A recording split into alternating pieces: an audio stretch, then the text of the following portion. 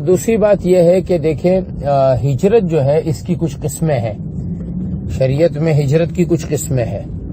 Number 1، مسلمان کا کافر ملک سے مسلمان ملک کی طرف ہجرت کرنا، یہ محبوب ہے اور یہ مطلوب ہے،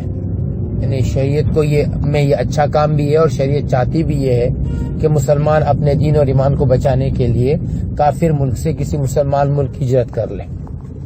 نمبر 2، مسلمان ملک سے کسی مسلمان ملک ہجرت کرنا،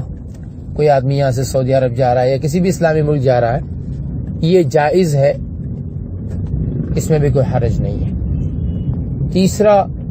کسی مسلمان کا مسلمان ملک کو چھوڑنا اور کسی کافر ملک جانا۔ اب یہاں پر اگر غرض یہ ہے کہ وہاں جا کر زندگی کو زیادہ بہتر بنایا جائے اور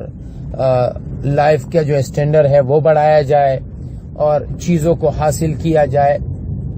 تو اور اس میں ایمان اور عمل کا شدید خطرہ ہو، نسلوں کے بگڑنے کا خطرہ ہو، تو اس صورت میں علماء فرماتے ہیں کہ یہ ہجرت کرنا جو ہے یہ جائز نہیں ہے۔ لیکن اگر کوئی آدمی پھر بھی یہ ہجرت کرتا ہے، وہاں جاتا ہے، وہاں رہتا ہے،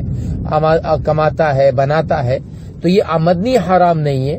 لیکن یہ دیکھا گیا تجربہ ہے کہ جو وہاں گیا وہ خود بگڑا،